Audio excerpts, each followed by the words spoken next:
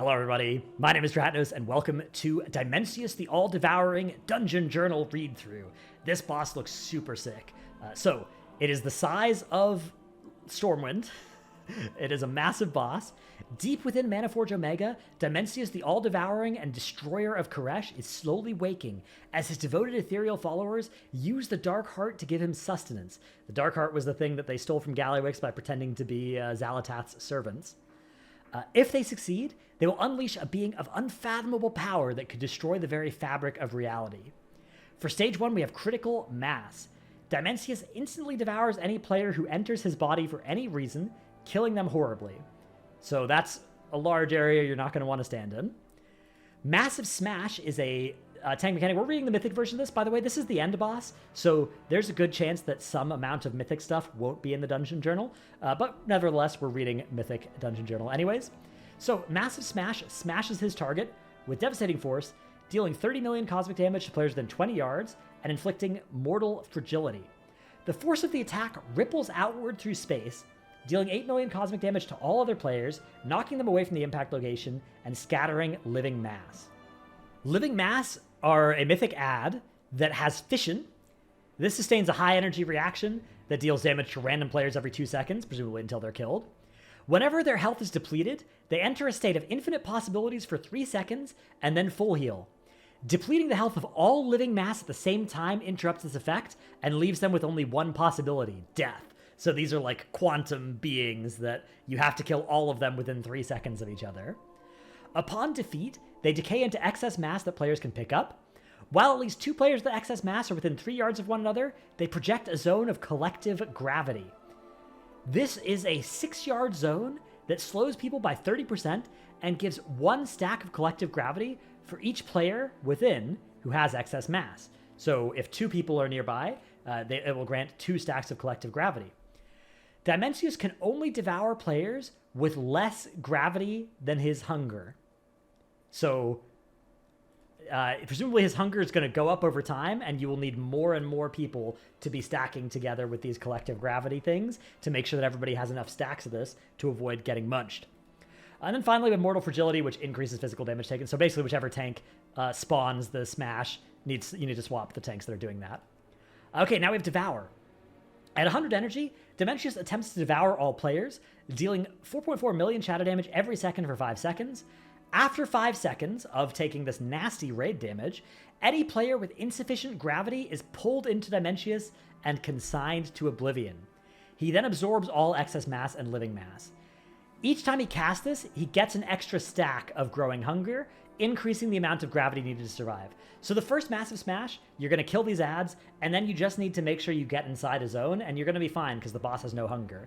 But then the boss will have hunger, and you'll need to start getting more and more people stacked together with all of the excess mass that you can. And then after every time the boss does this Devour, it's going to take all that away, take all of those zones away. Dark Matter. The boss hurls dark matter at all players, dealing 12 million shadow damage to players within 4 yards. On Heroic and Mythic, it leaves behind a dark energy at each impact location. This is unfathomable cosmic energy that inflicts cosmic damage to players standing within every second, increases all damage they take by 200%, and reduces their movement speed by 50%. So basically a turbocharged version of the Void Zone left on One-Armed Bandit. You're going to want to make sure to not get hit by this, and hopefully not leave it. This is going to be one of those things where you probably want to bait it at the edges of the room or at the side of the room, somewhere you're not going to use. Shattered Space. Dimensius reaches down with both hands and tears at the very fabric of space, inflicting 42 million cosmic damage to players within 10 yards of each hand, and 11 million cosmic damage to all other players. This violent act creates an enormous sphere of antimatter at each location, maybe each hand's location, and causes a flurry of spatial fragments to rain down around players. Spheres of antimatter form at the location of Shattered Space and remain stable for 10 seconds, then trigger an annihilation reaction that deals 84 million cosmic damage to all players. Every 0.5 seconds, players within 10 yards take cosmic damage and reduce the damage of its final reaction by the same amount. And then spatial fragments are swirlies that stun you as well during this. So basically, the boss is going to slam down with both hands, and then at both of those hands, if I'm understanding this correctly, there will be black holes or not black holes, but like antimatter that starts to react. And you want to not be in the slam initially, and then have your raid in groups 1 and 2 jump into the shattered space to start soaking down that antimatter before it explodes and wipes the raid. And if you do this, you can soak it down so that it's small enough that it doesn't actually wipe the raid when it explodes 10 seconds later. Reverse gravity here. Dimensius targets random players, then reverses their gravity after 5 seconds, dealing shatter damage to players within 6 yards and knocking them up. Players hit by this effect who are already airborne are immediately launched into Dimensius, so don't try and have somebody fly into this, I guess. Targets of reverse gravity are launched upward. Oh, you can't fly, you're just floating helplessly towards Dimensius. But players with excess mass can stand under them to pull them back down, canceling this effect when they reach solid ground. So some people are going to get knocked up and start kind of floating towards the boss, and then you're going to need to get under them with the excess mass to anchor them, grab them back down, and then once they hit the ground, the effect is cleared. Fist of the Void Lord, Dimensius' melee attacks disrupt the very fabric of space, forcing his target into melee range if they can't be reached. So this like death grips you in if you have threat and are out of range. And dealing damage to all players within 15 yards of the target. So the tank is going to want to stand alone. Cosmic Radiation here also deals damage to all players every second. All right, that's just phase 1. Phase 2, Xalatath shows up. Xalatath energizes players' Reshi Wraps. That's right, Xalatath shows up on Team Good Guys, at least for this fight, protecting them from endless darkness and allowing the use of flying mounts. That's right, it is another flying mount dragon riding fight, where this one, Xalatath also bends space to her advantage, creating waygates that refresh the duration of soaring Reshi, granting a burst of speed and restore vigor when players pass through them. Very similar to the Tindril, orbs that you fly through to get back vigor. And I guess this time around you're going to need to, though, to keep the soaring Reshi buff. So that's during this intermission, basically, you're going to have to go from point A to point B, and it's going to have to with dragon riding. Again, you're still going to get instantly devoured if you fly into Dimensius, so don't fly into Dimensius. Also, from any distance, if you're not protected by soaring Reshi, you will get killed. So you have to make sure you run through Xalatath's gates to preserve your soaring Reshi.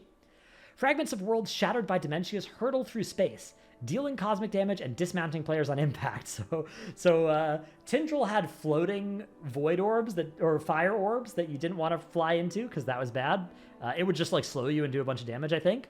It looks like on this one, there may be going to be flying that you're going to have to dodge, right? Not just kind of floating there, but flying at you that you're going to have to fly around.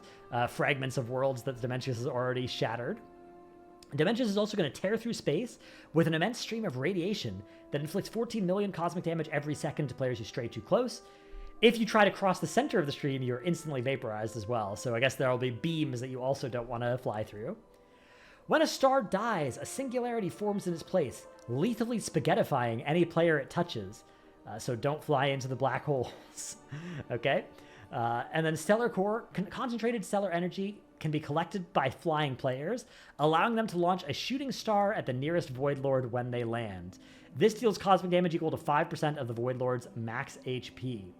Now we can see here in stage 2 that there are 2 Void Lords. So if all 20 of your players collect a shooting star, you can deal a total of 100% of a Void Lord's max HP. So you could get both of them to half maybe when you land, or maybe you could instantly one-shot one of them and then focus the other one. We'll have to see what the mechanics are on those. Extinction. Dimensius hurls a fragment of a broken world at players, dealing cosmic damage to players caught in its path and stunning them for 4 seconds. So don't... It deals 42 million damage, but if that's not enough, it also stuns you. Gamma Burst is a ray of radiation that deals cosmic damage to every 1 second to all players and pushes them away over 4 seconds. So that's healer CDs, for sure. Gravitational Distortion. Dimensius bends the laws of nature, applying either crushing gravity or inverse gravity to all players. If you have crushing gravity, then you are pushed down around the target, which crushes all players within 3 yards. That is a nasty dot. On the other hand, if you have inverse gravity, you will have gravity pushing outwards from you after 5 seconds that knocks away players within 6 yards. Hitting players who have crushing gravity removes it from them instead of knocking them away.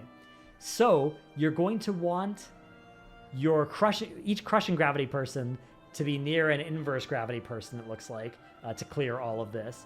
Now, you'll note that crushing is to people within 3 yards, and inverse hits people within 6 yards. So maybe you can have the people with the big circle stand such that the people with the small circle are inside their circle without hitting them with it, so you don't get this dot. That's probably how you want to handle this. Then we have the Devoured Lords. Dimensius releases his conquered rivals to halt the player's advance. The Void Lord begins a ritual to seal the World Soul fragment within a veil of impenetrable darkness. Upon completion of the ritual, the fragment becomes inaccessible, and upon reaching 100 energy, the Void Lord completes the ritual instantly, so that's probably a wipe condition. So we have 2 different Void Lords, Artosian and Pargoth. Artosian lashes out at players in a cone in front of him, dealing damage and knocking them back. On Heroic and Mythic as well, it leaves behind a debris field. The Void Lord's powerful spell leaves behind cosmic debris that inflicts cosmic damage every second to players within and reduces their movement speed. It also has Conqueror's Cross, which summons a phalanx of Void Wardens to secure territory and restrict player movement.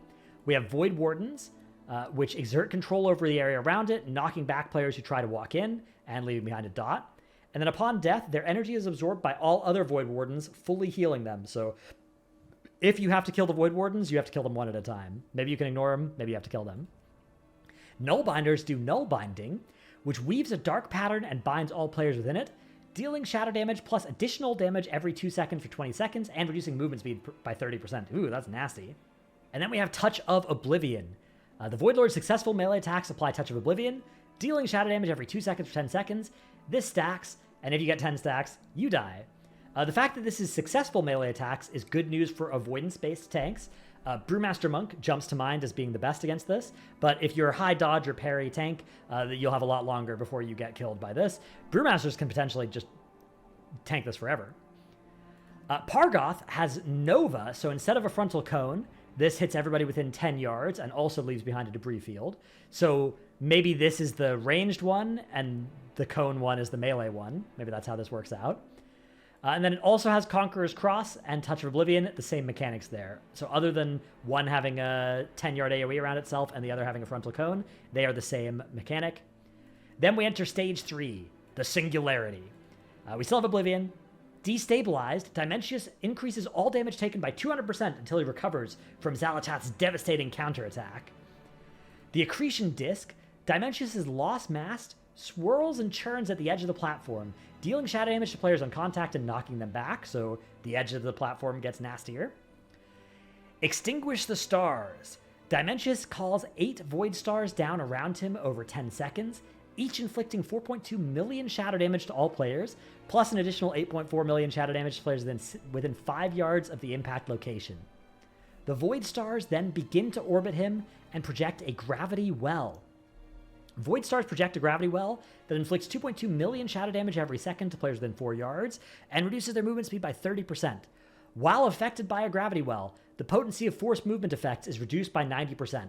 So you're going to want to stand in these when the forced movement effects that presumably are coming happen. We have Devour, which is similar to the Phase 1 Devour, except it also pulls in Void Stars, Black Holes, and Accretion Discs. After 5 seconds, any player outside of a gravity well is immediately killed. You also get Density here, which increases the damage of cosmic radiation by 100%, and that stacks. So instead of the boss's Devour getting more lethal and requiring you to stack more gravity like it did in P1, each time the boss casts it in P3, instead the cosmic radiation dot ramps up. Darkened Sky, Dimensius calls down a series of massive celestial objects that collide with the ground one after another. Each impact inflicts 42 million shadow damage to players within 12 yards and triggers a Shadow Quake. This is a tremendous shockwave of dark energy that radiates out from the impact, inflicting shadow damage to players on contact and increasing damage taken from Shadow Quake by 300% for 6 seconds, which stacks. Also, it deals a lot of damage. I guess, yeah, you're going to dodge the initial impact and then make sure to not get hit by a Shadow Quake. 1 is okay, a second will kill you. Cosmic Collapse says Dimensius collapses space itself in an attempt to crush his target, inflicting 14 million cosmic damage and 14 million physical damage to players within 12 yards and applying cosmic fragility. The force of the attack pulls all players up to 20 yards towards the impact location. Cosmic fragility increases damage taken cosmic damage taken by 150% as well. So your tank is going to be taking... this is the reason to do a tank swap. And also your tanks that have this are going to take more cosmic damage from all other sources. Supernova. Dimensius initiates the death of a void star, causing it to explode after 5 seconds, dealing 21 million cosmic damage to all players, reduced based on distance, and a black hole appears where the void star was and continues to orbit Dimensius. So again, the black holes will spaghettify you if you stand in them. Gravitational distortion. Dimensius bends the laws of nature, giving either... So again, we still have crushing or inverse gravity here that needs to get cleared just as before.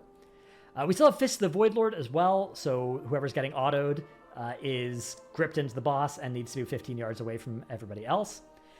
And then we have Cosmic Radiation, which deals cosmic damage, so your tanks are going to be taking a nasty amount of that when they have Cosmic Fragility. And also, remember, every time the boss casts Hunger in P3, this is going to do more damage. Every time the boss casts Devour, Density starts stacking on the boss, and that is going to make Cosmic Radiation rapidly become very hard to heal for your raid. Now, that is just what this Dungeon Journal says on Mythic. Presumably, there will be more Mythic mechanics, at least in P3, that aren't yet in the Dungeon Journal, or maybe will never go in the Dungeon Journal. But this has a surprising amount of Mythic mechanics for the Dungeon Journal. I mean, obviously, compared to... if we compare this to the Dungeon Journal for Liberation of Undermine Mythic Gallywix, you'll note that this said basically nothing about what this fight does about, like, all of P2 is not in this, right? And even if we look at Ansarek Dungeon Journal, this one, there's a lot of explanation, I guess, of how mechanics do work, but a lot of the nuances and some of the P3 mechanics are not perfectly explained as well. Actually, they are. This is a pretty full Dungeon Journal, so yeah, maybe I'm making that up. But yeah, so that is Dimensius Dungeon Journal here. Heroic has the same phases as Mythic as well. So boss has the same total number of phases, unless there's a secret Mythic phase. Could be fun. Could be cool. It's a 3-phase fight with 1 intermission, so maybe there's room for one. We'll have to see. But either way, that is it for this video and for Dimensius's Dungeon Journal. This boss looks extremely sick. The abilities are very thematic, very cool sounding. Some of them sound pretty fun to play as well. Does have a dragon riding section, so that worked pretty well on Tindral, I'll say. We'll have to see how it works on this one. Could definitely be something that holds the fight back. But the other mechanics, I mean, the theme on these is fantastic, so I'm very much looking forward to this. Hope you've enjoyed this video. Thanks for watching. See you in the next one. Bye.